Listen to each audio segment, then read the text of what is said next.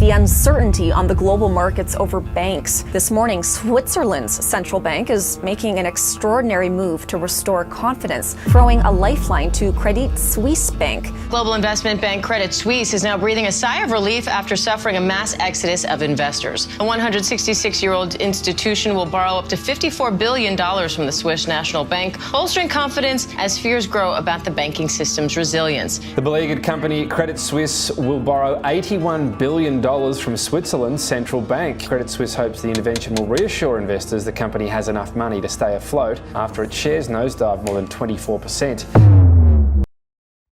For Silvergate Bank collapsed, then Silicon Valley Bank collapsed, then Senator Ben collapsed just 2 days later, and now Credit Suisse is next.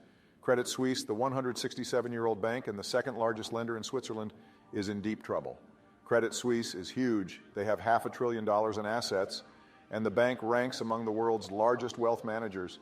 And crucially, it is one of 30 global systematically important banks whose failure would cause ripples through the entire financial system, and right now it's on the verge of imploding. Shares in Credit Suisse fell 24 on Friday after it said it found weakness in its financial reporting. It's running out of money, and if someone doesn't save them, they're going to take the rest of us down with them. Bankers wrecked the world during the 2008 financial crisis, and now it looks like it's all happening again. Stay dangerous, and let's get into it, music. And by the way, if you like videos like this, then you are going to love our video on the truth behind climate change and how the elite push climate change, because it's a great way to keep poor nations poor by suffocating them with carbon emission limits. So they keep making our pots and pans, and you can watch it right now by clicking the card on the top right corner.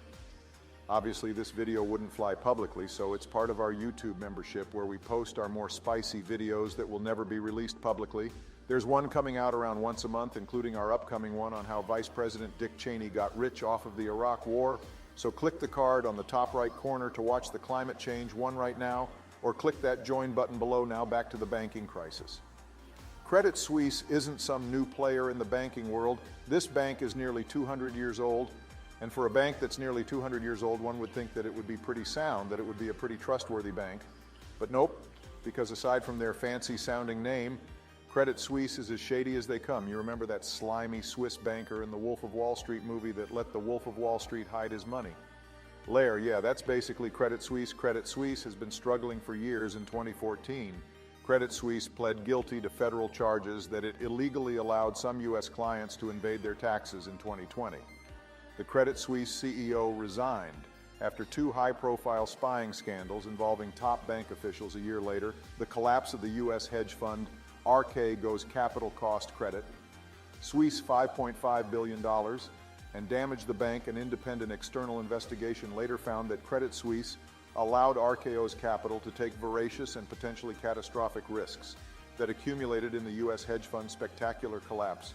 But it doesn't end there. In 2022, the bank was hit by social media speculation that it was on the brink of collapse, leading customers to withdraw billions of dollars.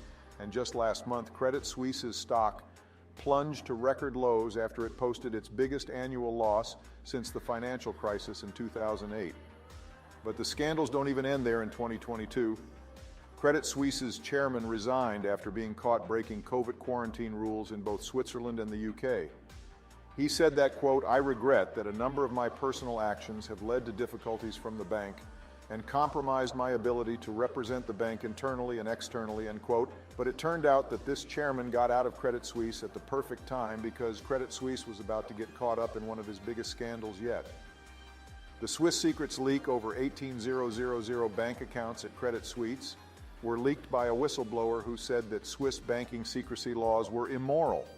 Regardless if you think Swiss banking laws are immoral, the league exposed Credit Suisse for some really dark stuff that isn't all that surprising.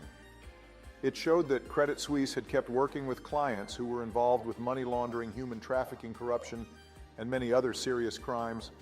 What was Credit Suisse's response, Fonts? That they strongly rejected any allegations of wrongdoing. The main political grouping in the European Parliament called for a review of Switzerland's banking practices and for the country's possible inclusion in the EU's dirty money blacklist. After lease of Credit Suisse documents, the EU was trying to go after them, but the damage, the criticism's reputation, had already been done. So Critic Squeeze had been hammered the past few years with scandal after scandal after scandal.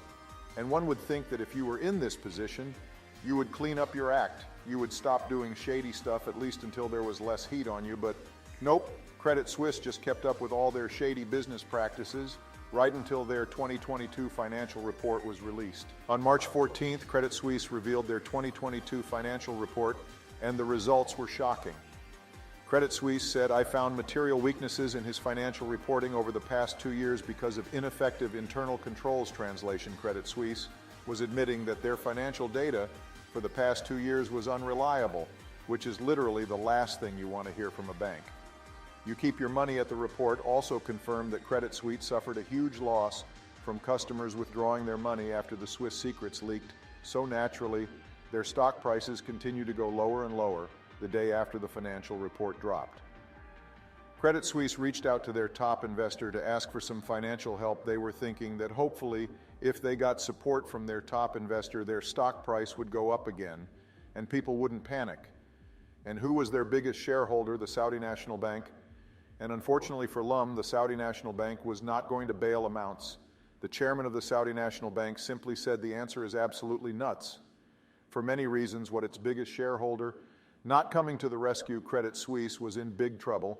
Two major U.S. banks that tanked less than a week before, and now Credit Suisse was next on the chopping block, so everyone started selling their Credit Suisse stock. Credit Suisse shared slump out as much as 30. It was the worst crash Credit Suisse has seen since 2008. The bank panic had officially spread to Europe, and if critically stood any chance to make it out alive, it would need a bailout and fast foreign as the stock price crashed. Credit Suisse's chairman came out to calm investors' fears. "We have strong capital ratios, a strong balance sheet. We already took the medicine," he said. But in reality, Credit Suisse was probably on his last dying breath. And quite frankly, it's exactly what they deserved. They deserved to go down. But if Credit Suisse went down, they would take down the rest of Europe's banks with them.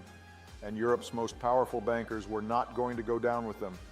So at the very last minute, Switzerland's central bank stepped in to save the day with a $54 billion bailout credits.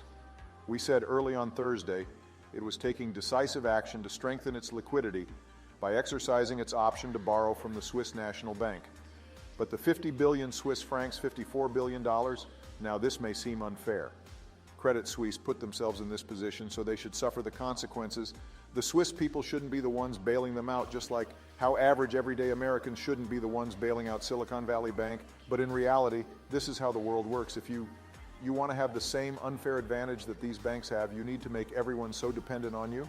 You need to make everyone so rely on you that if you go down, they all go down. Credit Suisse and Silicon Valley Bank didn't get bailout because they're the good guys. They got bailed out because they put themselves in a position where the entire economy depends on them. They truly became too big to fail.